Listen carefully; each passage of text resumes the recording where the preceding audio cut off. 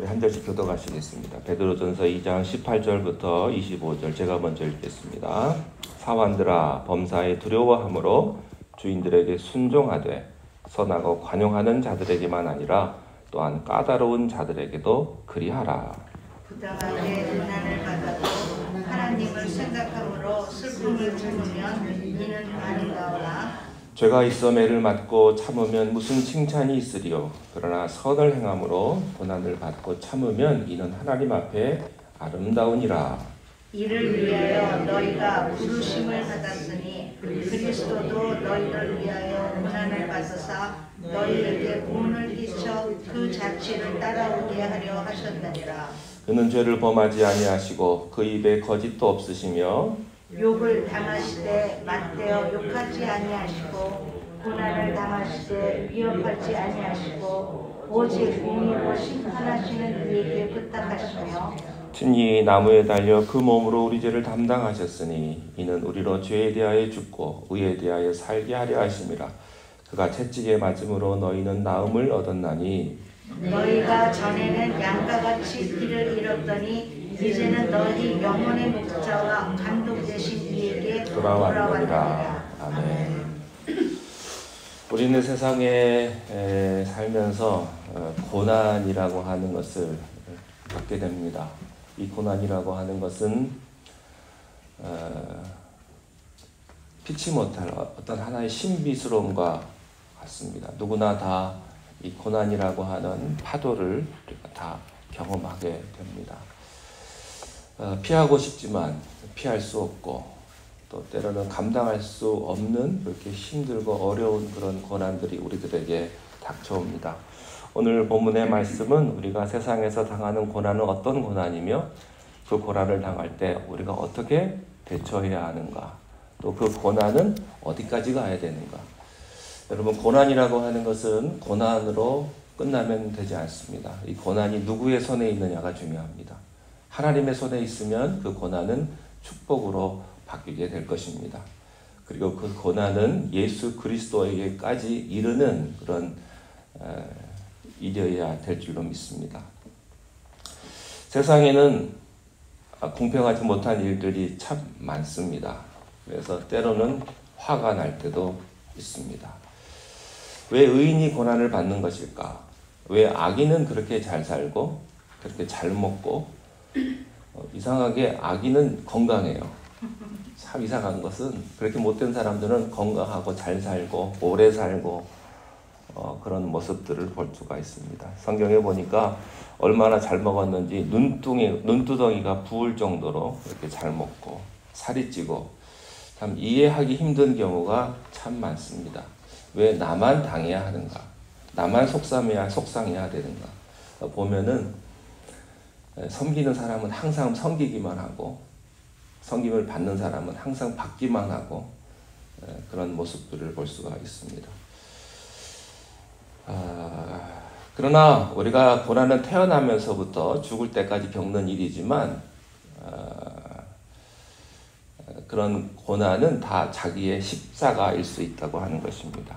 마치 파도와 같은 것인데, 그렇지만 이런 것들을 우리가 자꾸 견디다 보면 이렇게 하면은 다 경험이 쌓여서 이 정도의 고난은 내가 견딜 수 있겠구나 라고 생각하면서 그 고난의 파도들을 잘 넘어갈 때가 있습니다. 또 하나님께서 함께 하시면 우리가 어떤 고난도 우리가 이겨낼 줄로 믿습니다. 현대 사회는 여전히 양육 강식입니다. 그리고 갑을 관계가 있습니다. 그런데 이 베드로가 쓰여질 당시에는 훨씬 더 심했습니다. 당시 로마 도시의 인구가 한 120만 명 정도였는데 노예가 40만 명 정도 되었다고 합니다. 그리고 이탈리아 전체의 인구가 한 500만 명이었는데 그 가운데 노예가 한 200만 명이 노예였다고 해요. 근데 이 사람들은 로마의 시민권을 갖지 못했습니다. 그리고 합법적으로 결혼을 하거나 아이를 가질 수도 없었습니다. 주인이 노예를 벌한다 그럴 때 아무런 규제가 없었습니다. 그러니까 주인이 노예를 죽여도 아무도 거기에 대해서 말을 할 수가 없습니다. 왜냐하면 노예는 물건이기 때문에. 주인의 것이기 때문에. 그래서 아리스토텔레스가 아주 유명한 말을 했어요. 노예에게 불의가 가해질 수 있다는 말은 불가능한 말이다. 왜냐하면 노예는 재산일 뿐이기 때문이다. 이런 말을 했습니다. 여기 18절 말씀에 보면 사환들아 이렇게 시작을 합니다. 여기서 사환이라는 말은 노예들아 이런 말이거든요. 그러니까 영어 성경에 보니까 슬레이브, 노예들아.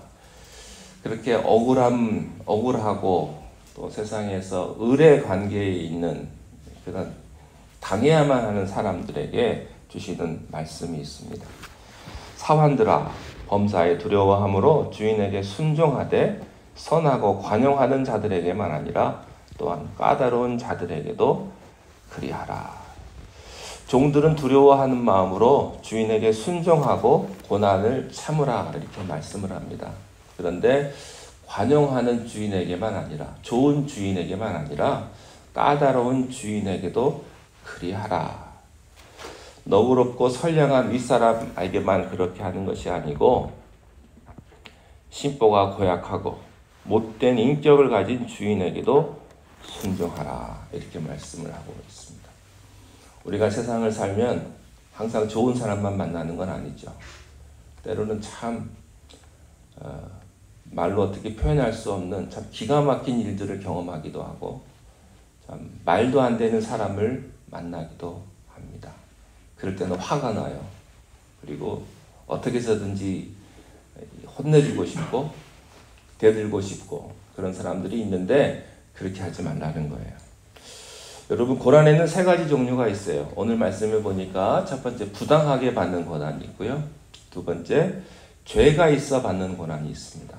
그리고 세 번째는 선을 행하다가 받는 고난이 있어요. 첫 번째 부당하게 고난을 받아도 하나님을 생각함으로 슬픔을 참으면 이것은 아름다운 것이다. 이렇게 말을 합니다.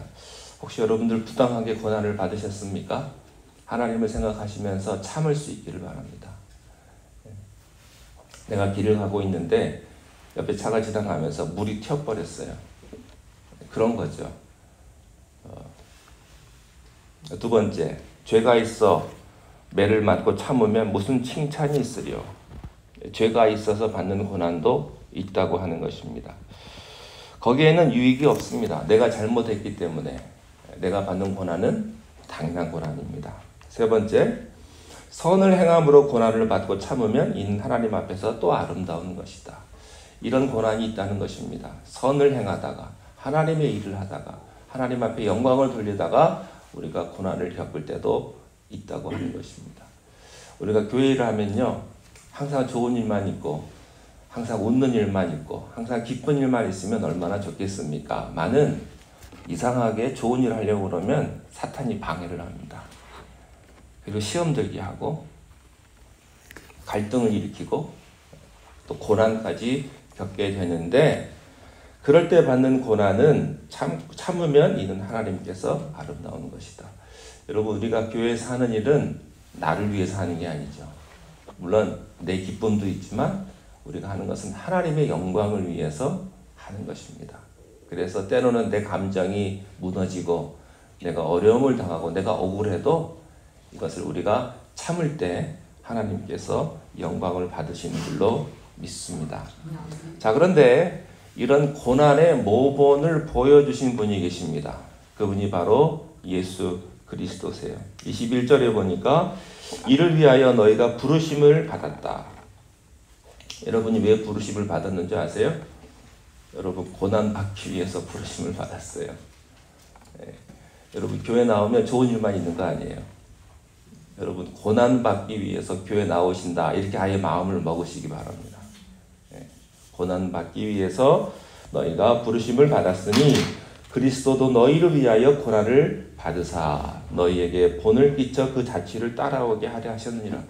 여러분 예수님께 세상에 오신 목적은 무엇입니까? 십자가를 지기 위해서요.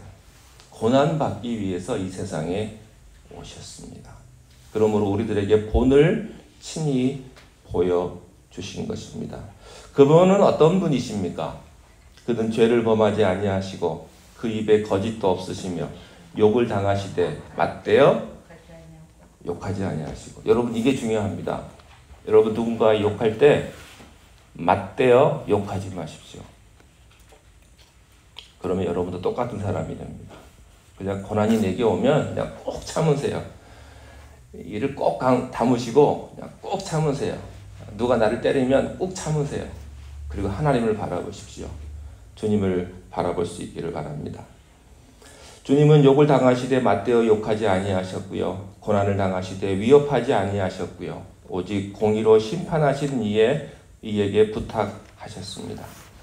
친히 나무에 달려 그 몸으로 우리 죄를 담당하셨으니 우리로 죄에 대하여 죽고 의에 대하여 살게 하려 하셨다.